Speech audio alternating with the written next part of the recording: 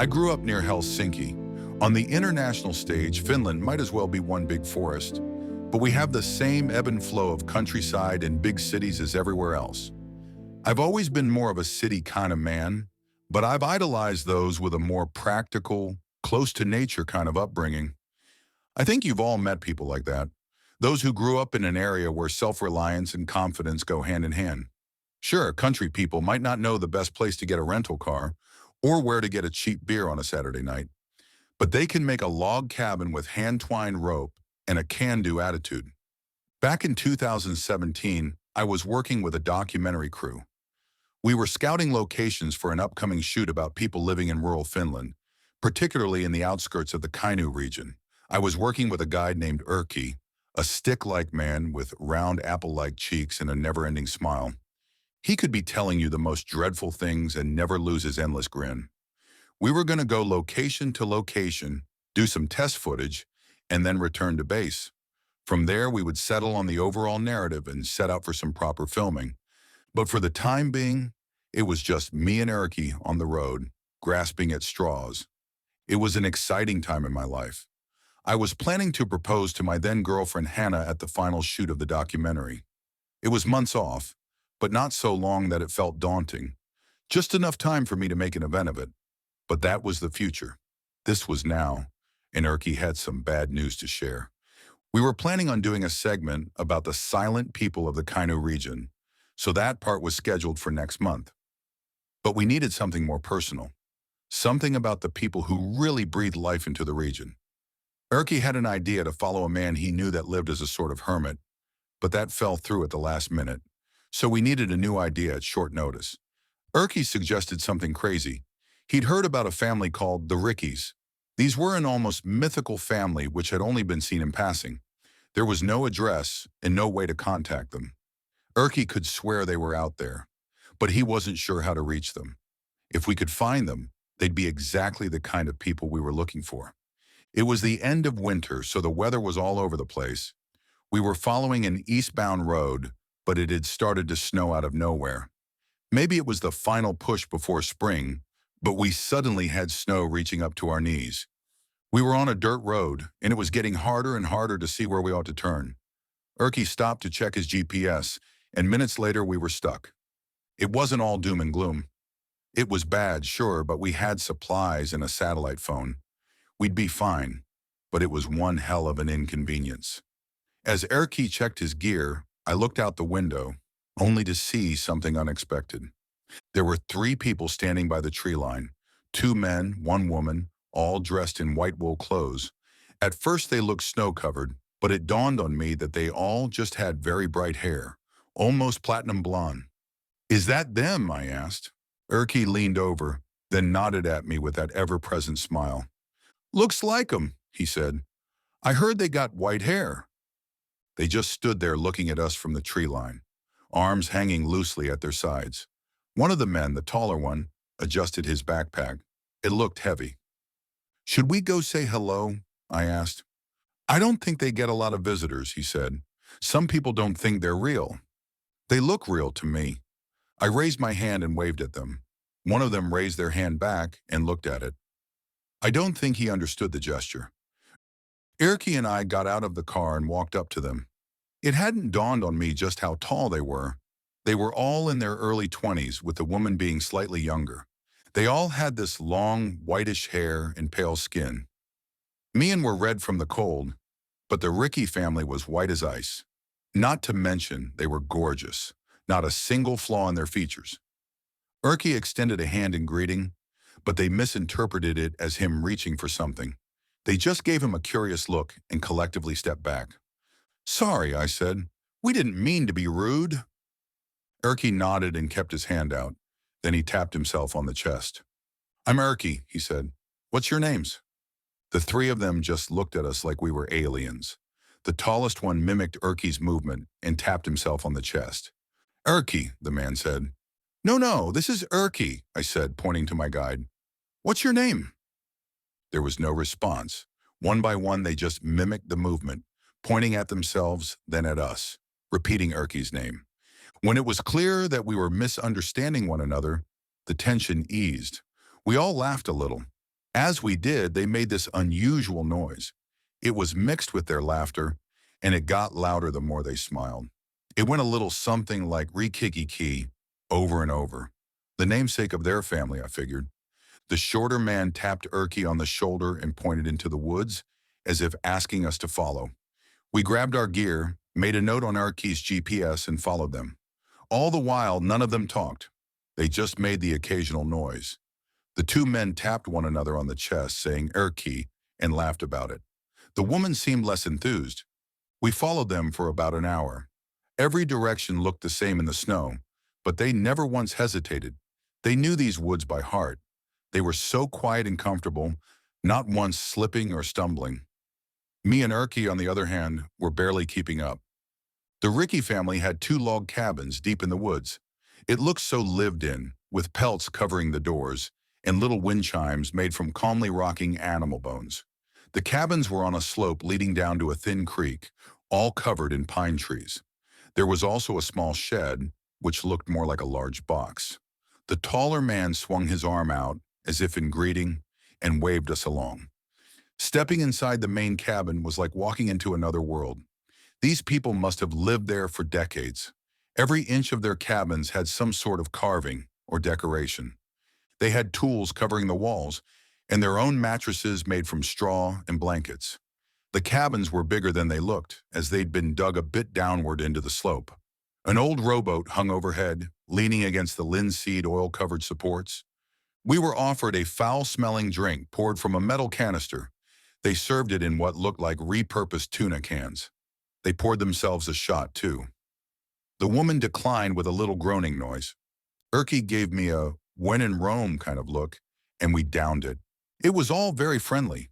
We showed them some of our equipment and tried to explain, but they just looked at us with confused smiles.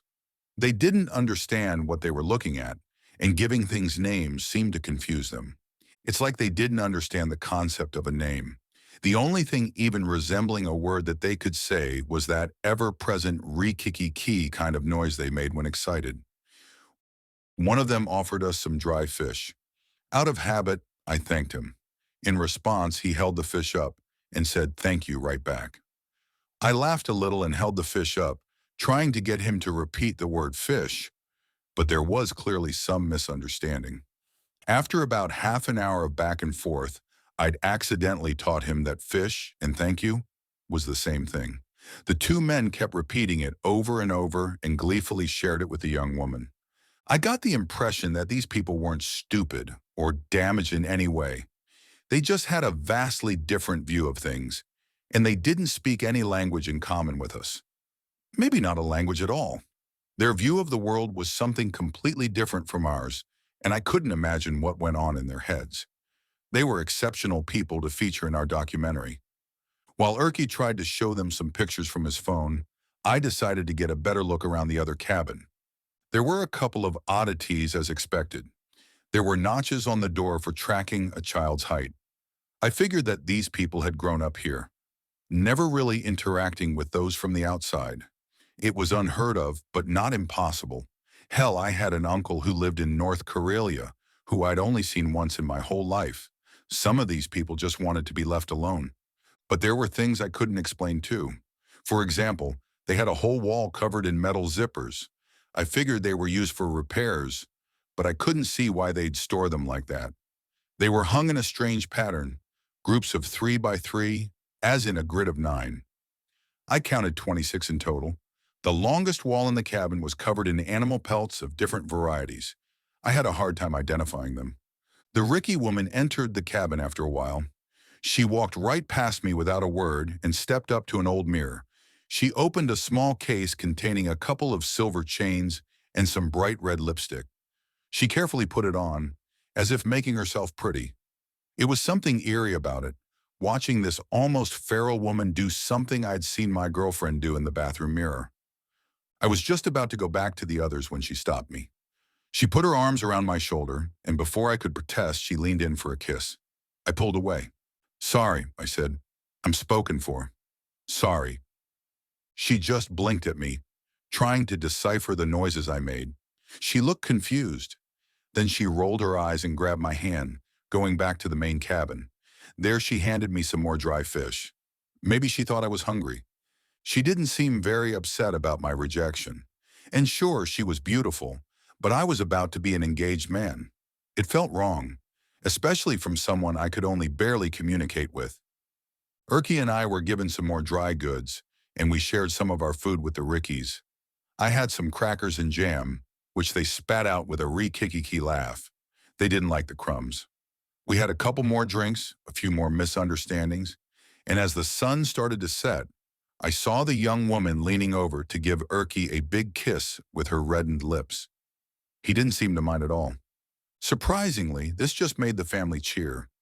Maybe it was some kind of welcome ritual. It didn't seem particularly sexual. By the late evening, we were given a space to sleep on in the second cabin. Erkki and I rolled out our sleeping bags and made ourselves comfortable. My head was spinning a bit, mostly because of that foul drink. You could strip the skin of a boar with that thing.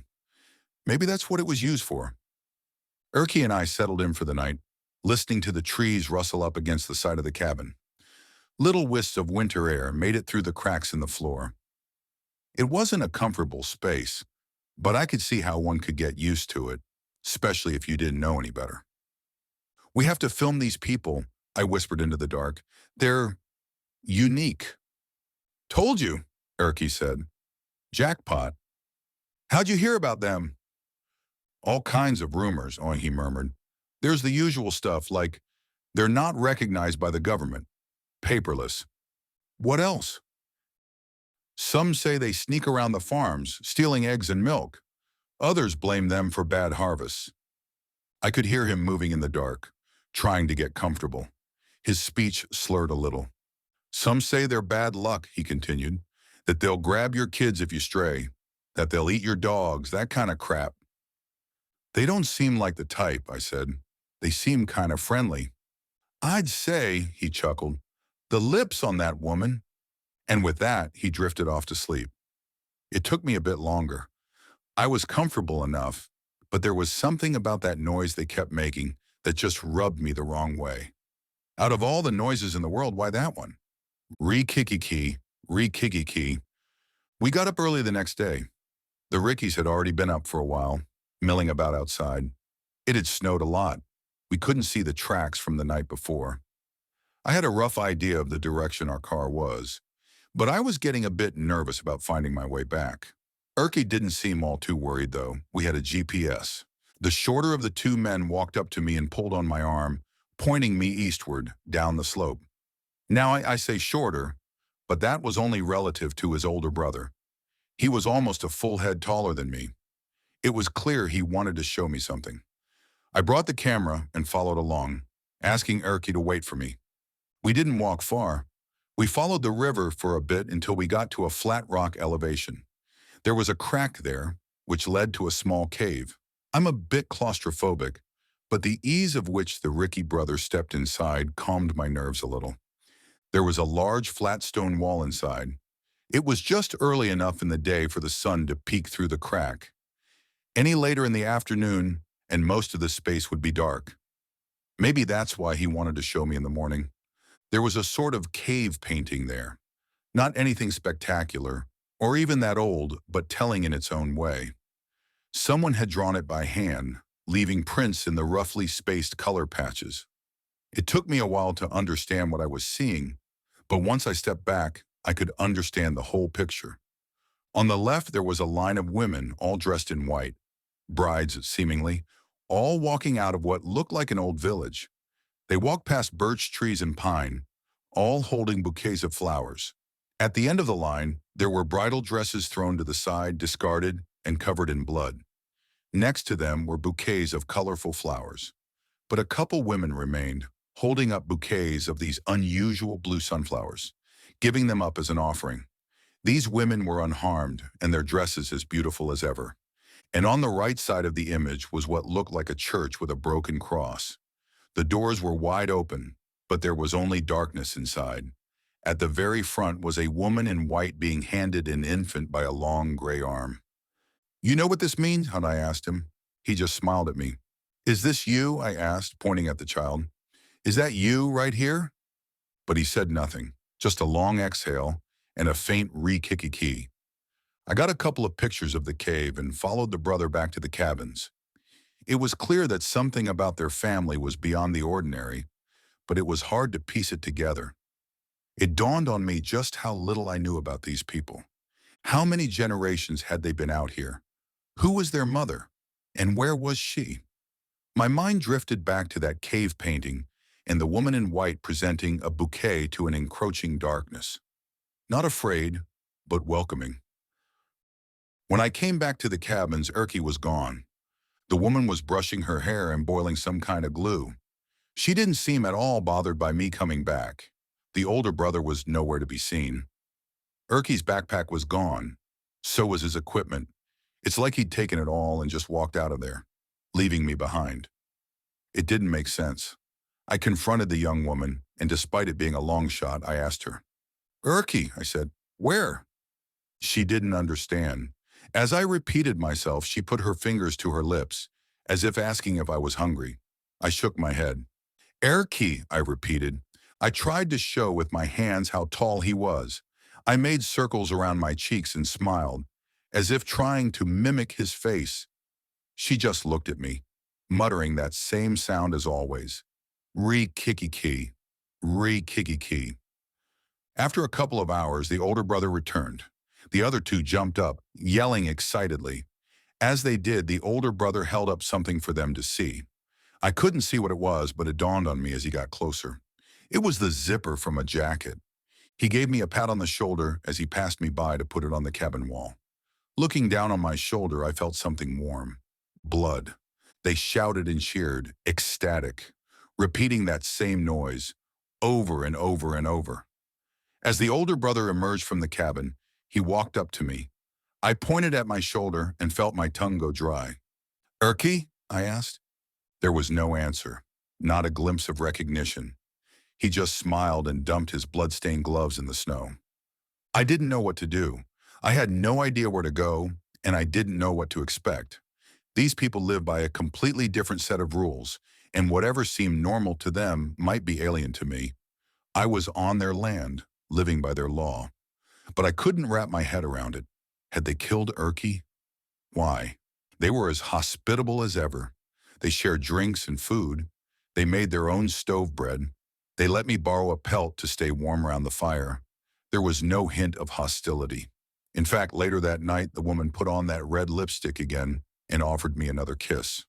Again, I declined. All three of them seemed almost disappointed. I apologized, which only seemed to antagonize her. Minutes later, I was handed another dry fish. I forgot. They thought an apology meant something else. For 2 full days, I lived with the Rikki family like nothing had happened. I tried to communicate, to get them to guide me back to the car, but the message just didn't get through. I asked for Erkki's equipment, the GPS, the satellite phone, anything, and still, they didn't understand. They housed me, fed me, kept me warm, and tried to include me in their chores. One afternoon, the brothers came back with a bunch of scrap. A steering wheel, a hubcap, a car seat. They'd made their way back to Erkki's car and looted it. They didn't try to hide it. They even handed me a few of the items, tapping on them, as if asking me what they were. I tried to show them the steering wheel and the way you turn it, but they just thought it looked funny. And with every burst of laughter, that noise bubbled up. Ree-kicki-kee. They couldn't help themselves. I kept looking over my shoulder. I'd see the older brother watching me curiously. Whenever I saw him wandering around with an axe or a hammer, I couldn't help but get the feeling that he was looking for an excuse to use it. He'd be all smiles and laughs one moment, but there was always something else hidden deep behind those eyes.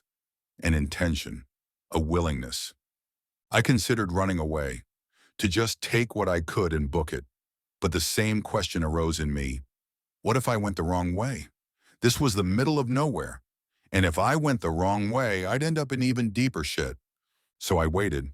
I kept my head down, stayed quiet, and watched. On the 4th day, the whole family wanted to show me something. They pulled me along. I think we went north, past the pines and past the birch trees. We wandered into a clearing where a sliver of mountain rock poked out, making a large flat area with a slight tilt. At the very peak, there was a large patch of blood spatter.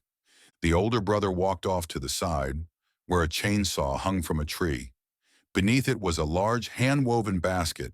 My heart stopped when he reached for the chainsaw, but he ended up picking up the basket. I think they were confused. They didn't seem to understand why I was nervous. This didn't seem wrong or unusual to them. The younger brother seemed more interested in the chainsaw, reverently patting it. Ree-kicki-kee-kee, he muttered. The others nodded. I looked back and forth between them. The older brother was collecting something in the basket, while the other two cleaned and worshipped their chainsaw. An older model, probably from the 80s. The color was sun-tanned and faded. The chain was worn but as deadly as ever. Ree-kicki-kee. That's what that noise meant. They were imitating someone pull-starting a chainsaw. The older brother was cleaning something up. I looked around, but I didn't know what was okay to touch and what wasn't. There was always that feeling of someone on the edge of flipping a switch, turning feral and doing something terrible to me. These people thought what they were showing me was fine and normal. They didn't understand that it wasn't. The older brother picked up a slab of animal-ravaged meat and slapped it into the basket. An arm, I think. I recognized the color of its jacket. The older brother carried the basket and I was pushed along by the others.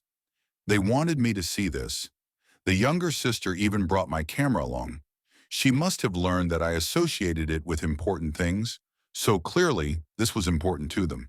She couldn't really understand what it did or why I was doing it, but she wanted to share it anyway.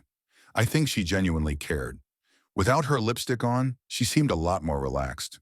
We came to an open mire. It was surreal. The snow silenced everything but our breaths. I could see an old building in the distance, perhaps a church half sunk into the ground. The oldest brother, struggling to carry the large basket of remains, went ahead on his own. The rest of us stood back. The sister poked at my camera, pointing at her brother. This was important to her. I watched through a lens as he wandered off to the building and set the basket down. Moments later, one of the crumbling doors creaked open. I couldn't see exactly what happened, but seconds later, the basket was gone and the door closed. Ree-kicki-kee, the younger brother and sister hollered. Ree-kicki-kee-kee. The older brother raised his arms in a gesture back to them. They all looked to me, confused as to why I wasn't cheering. The sister grabbed my arm, lifting it into the air. She nodded at me enthusiastically. Syllable by syllable, she made me say it with them. She made me cheer. I couldn't say no. I didn't know what they'd do if I did. I just followed along as my stomach turned upside down. Ree-kicki-kee. I think another 8 days passed. They showed me how to twine rope and how to light a fire. They took me fishing. The older brother chopped the head off a fish in a swing that was so natural to him that it made me shiver. They showed me how to make tea from pine needles and how to collect and dry edible roots. These people were self-sufficient, and they had no trouble sharing that with me. They treated me like one of them. But there was always that tension, that look from the older brother, those eyes looking for an excuse. I can't describe it as being kept hostage. I could go wherever and do whatever. Hell, I could get a good stab at one of them if I tried, but there were 3 of them, and I couldn't imagine what they'd do once they overpowered me. I thought about hiding a weapon, but I figured they'd notice something missing. They were meticulous about their tools. One morning they woke me up. The younger brother dragged me out of my sleeping bag and pushed me towards my clothes. He stomped his foot, showing me to hurry. I did. There was a strange noise outside, a machine noise. The other siblings were already on their way down the slope, and I had to hurry to catch up. It didn't take long for us to reach a field. There was a man there, a man on a snowmobile. We all just stopped to look at him, and I could tell he'd noticed us too. The siblings just stood there looking at him. The man waved at us, and I waved back. I was the only one who did. He got off the snowmobile and approached us, taking off his helmet. He said something to me, but it wasn't in Finnish. Might have been a tourist or someone from across the eastern border. As he got closer, I noticed the sister picking up something from her pocket. Moments later, she'd put on her red lipstick. The stranger walked up to us, seemingly asking a question. He pointed back at the snowmobile, shaking his head. I figured he might be lost. The two brothers walked up to him, and the sister faced him head-on. He raised his hand in protest, but when she leaned in for a kiss, he didn't struggle. She kissed him good. He laughed and asked me a question, but I just shrugged. The siblings cheered and hollered, repeating that same noise over and over. But as they did, the older brother shuffled behind the stranger. And as nonchalant as severing the head of a trout, he buried a hatchet in the back of the stranger's skull. Ree-kicki-kee! Ree-kicki-kee! They laughed and cheered. The man bled out in the snow. I could barely fathom what had happened. The sister wiped the lipstick off as they waved me over. They looked at me expectantly. When I didn't cheer, their mood seemed to sour. They frowned. The older brother clutched his hatchet a little tighter. He searched my face for something. Finally, I caved. I joined them. I made that same noise, and they lit right back up in cheers and yells. Ree-kicki-kee! And together they made me help them carry that man all the way to the clearing in the forest, past the pines, past the birch trees, leaving a trail of blood behind. I can't go into detail about what they did. I can't. They fired up the chainsaw. They screamed louder than I'd ever heard them scream. And when that thing roared to life, their chatter turned to screeching. They mutilated him, not only cutting into pieces, but making it small enough for wildlife to pick clean. They didn't care about what was in his pockets. The only memento they kept was the zipper from his jacket. It wasn't malice or even practical. It was reverent. They were thankful, if anything. This was a joyous occasion, like kids opening a present. It's one thing to see blood, even a lot of blood. But there's a point where you see something turn from person to body to meat, and that image burns into the back of your eyes like a never-ending cramp. I'd started to put it together. The sister performed a kind of test or initiation. She made herself pretty and offered a kiss. Except, it wasn't just a kiss. It was a sign of consent. To the Rikkis, accepting that kiss was to accept your death.